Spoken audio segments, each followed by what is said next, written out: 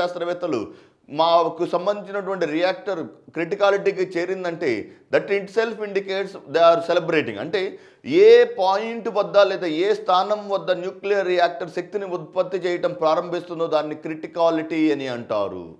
ఒక నిర్దిష్టమైన ప్రాంతం వద్ద అప్పటి వరకు జరుగుతున్నటువంటి న్యూక్లియర్ ఫిజన్ రియాక్షన్, కేంద్రక విచ్ఛిత్ అనే రియాక్షన్ ఒక క్రమ పద్ధతిలో సాగుతూ దాని నుంచి విడుదలయ్యి అధికంగా విడుదలవుతున్నటువంటి న్యూట్రాన్లను శోషించుకోవడం ద్వారా ద్వారా జరిగే చర్యను క్రిటికాలిటీ అని అంటారు. నెంబర్ 2 ఇది క్రిటికాలిటీ.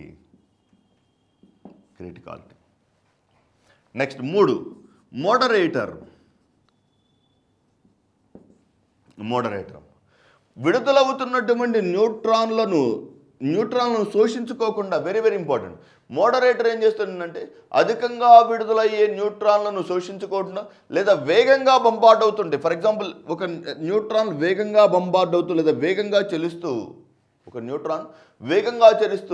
యురేనియంను విచ్ఛిన్నం చేయటం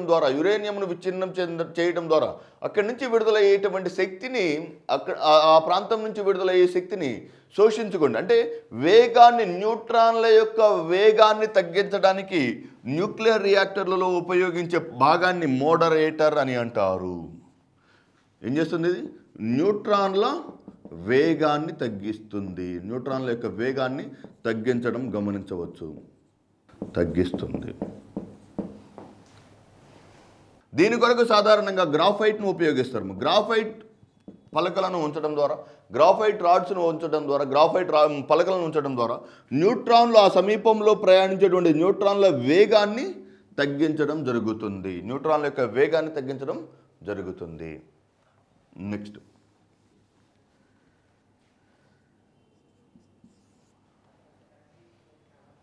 క్రిటికాలిటీ మరియు కంట్రోలింగ్ రాడ్స్లో ప్రధానంగా మనకు కనిపించే ప్రధానమైన విధి ఏంటంటే వేగంగా లేదా చాలా వేగంగా వస్తున్నటువంటి న్యూట్రాన్లను శోషించుకోవడం జరుగుతుంది. ఇక్కడ న్యూట్రాన్ల వేగాన్ని తగ్గించే వాటిని మోడరేటర్ అన్నాం. ఉదాహరణ గ్రాఫైట్. న్యూట్రాన్ల వేగాన్ని తగ్గించేదాన్ని గ్రాఫైట్ అని.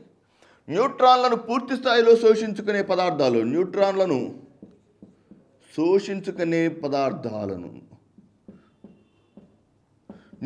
శోషించుకునే వాటిని క్యాడ్మియం రాడ్స్ అని అంటారు. Very very important.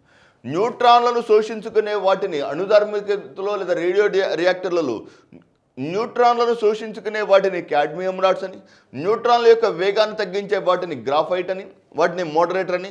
క్రిటికాలిటీ అంటే ఏ స్థానం వద్ద అణుధార్మికత కలిగినటువంటి న్యూక్లియర్ రియాక్టర్ తన యొక్క విద్యుత్ ఉత్పత్తిని ప్రేరేపిస్తుందో, ఎక్కడైతే తన విద్యుత్ ఉత్పత్తిని ప్రారంభిస్తుందో దాన్ని క్రిటికాలిటీ అని.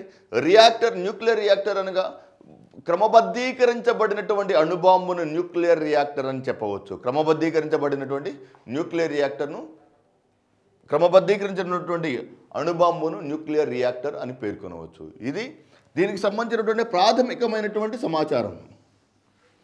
దీనిలో హెవీ వాటర్ కూడా, భారజలాన్ని కూడా ఉపయోగిస్తారు. దీనిలో సాధారణంగా ఫర్ ఎగ్జాంపుల్ చూసినట్లయితే ఒక యురేనియం అణువు విచ్ఛిన్నం చెందడం ద్వారా 2 కేంద్రకాలతో పాటు 2 న్యూట్రాన్లు మరలా తిరిగి వాటిని విచ్ఛిన్నం. ఈ క్రమ పద్ధతిలో మనం ఆల్రెడీ చెప్పుకున్నాం, అధిక మొత్తంలో విద్యుత్ శక్తి విడుదలవుతుంది. ఈ అధికంగా విడుదలైనటువంటి ఈ విద్యుత్ శక్తిని శోషించుకోవడానికి ద్రవ సోడియంను ఉపయోగించడం జరుగుతుంది. లిక్విడ్ నైట్రోజన్ మరియు వాటర్ను, ఫర్ ఎగ్జాంపుల్ ఇలా ఉందనుకోండి న్యూక్లియర్ రియాక్టర్. ఈ న్యూక్లియర్ రియాక్టర్లో శక్తి విడుదలవుతూ వస్తుంది. న్యూట్రాన్ల వేగాన్ని తగ్గించడానికి మోడరేటర్ను ఉపయోగించాం. న్యూట్రాన్ల వేగాన్ని తగ్గించడానికి మోడరేటర్ను, న్యూట్రాన్లను శోషించుకోవడానికి కంట్రోలింగ్ రాడ్స్ అయినటువంటి క్యాడ్మియం రాడ్స్ను ఉపయోగించాం. మరియు న్యూట్రాన్లలో ఈ రేడియోధార్మికత ద్వారా విడుదలయ్యేటువంటి అధిక మొత్తంలో విడుదలయ్యే ఉష్ణశక్తిని శోషించుకోవడానికి ద్రవ సోడియంను ఉపయోగించడం జరుగుతుంది. ద్రవ సోడియం లేదా లిక్విడ్ సోడియంను ఉపయోగిస్తారు. ఈ లిక్విడ్ సోడియం మరియు కార్బన్ డైఆక్సైడ్ మరియు వాటర్ రీసైకిల్ అవుతూ ఉంటుంది. నీరు ఏమవుతుంది? ఆవిరైవుతుంది. ఈ ఆవిరైన నీరు టర్బైన్ల చుట్టూ తిప్పుతూ ఉంటారు. టర్బైన్ల ద్వారా విద్యుత్ శక్తి ఏర్పడుతూ ఉంటుంది. జాగ్రత్తగా వినండి.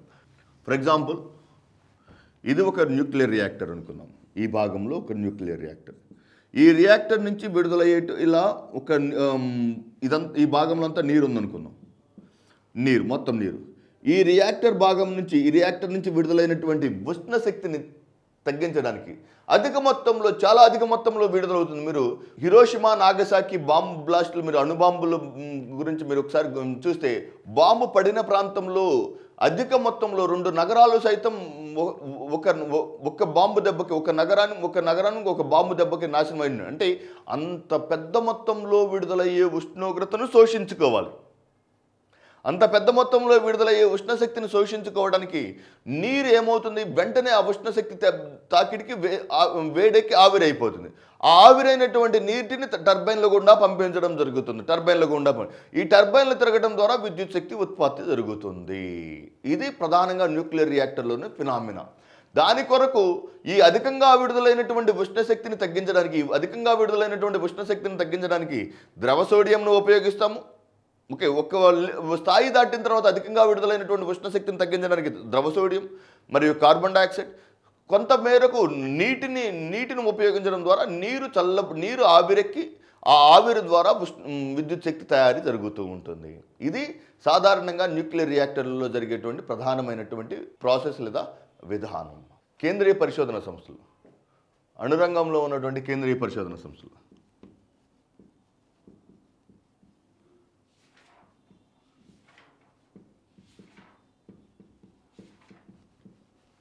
వీటిలో ప్రధానంగా మనకు కనబడేది మొట్టమొదటిది BARC, Bhabha atomic research centre. Mumbai నగరానికి సమీపంలో ఉన్న ట్రాంబే పట్టణంలో బాబా అటామిక్ రీసెర్చ్ సెంటర్ కేంద్రీకృతమైనది. Next, centre for advanced technology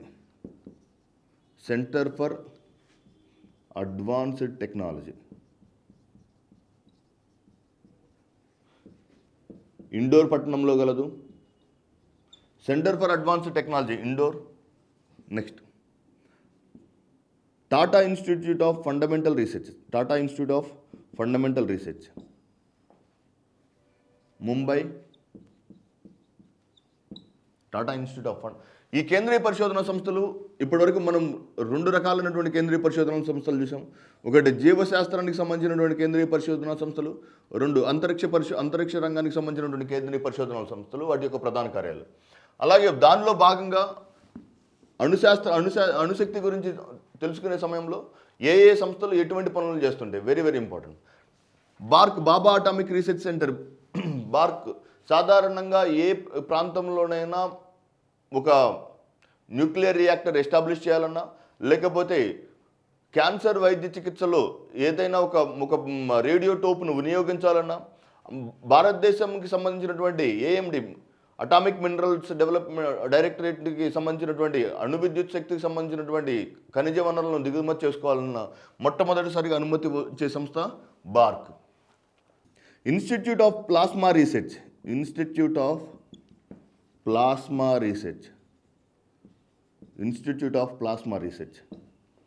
plasma పరిశోధన సంస్థ. సాధారణంగా దీని యొక్క ప్రధాన కార్యాలయం అహ్మదాబాద్లో కలదు. Next, Saha institute of nuclear physics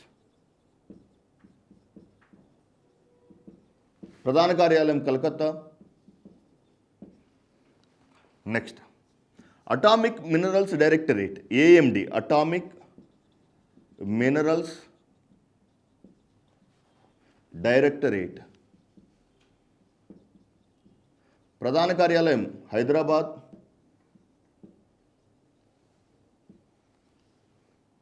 next, nuclear fuel complex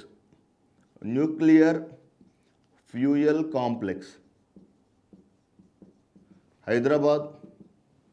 nuclear fuel complex. Next, UCIL, uranium corporation of India limited. Uranium corporation of India limited, UCIL, uranium corporation of India limited, Jaduguda.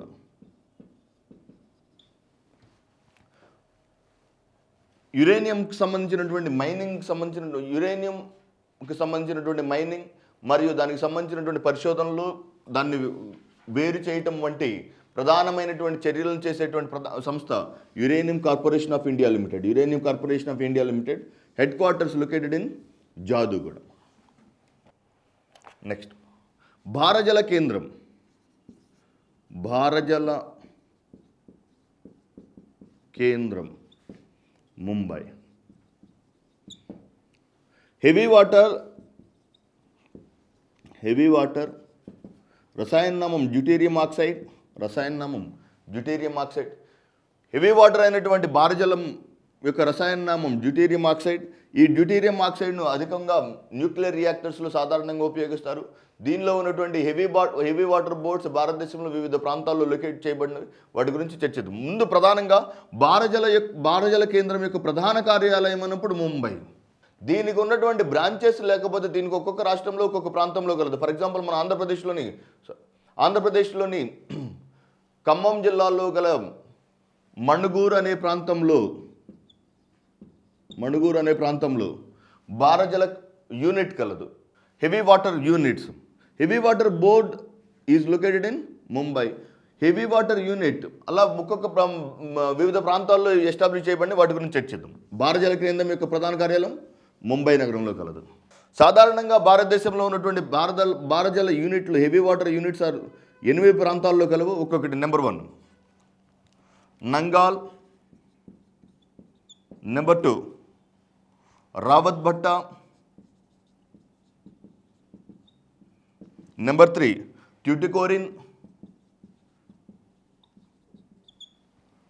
4 Thal, 5 Talcher, 6th one Manuguru,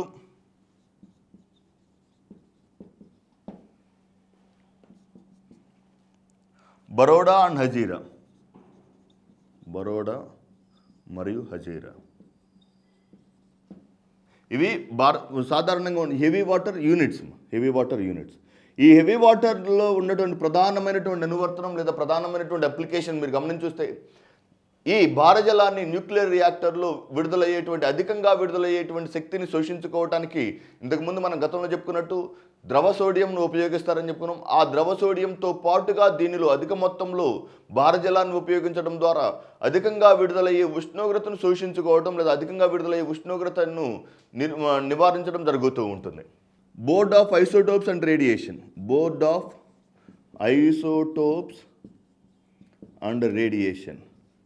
ఒక ప్రధాన కార్యాలయం Mumbai. Board of isotopes and radiation యొక్క ప్రధాన కార్యాలయం ముంబై నగరంలో కలదు. Institute of mathematics, గణిత శాస్త్ర పరిశోధన సంస్థ.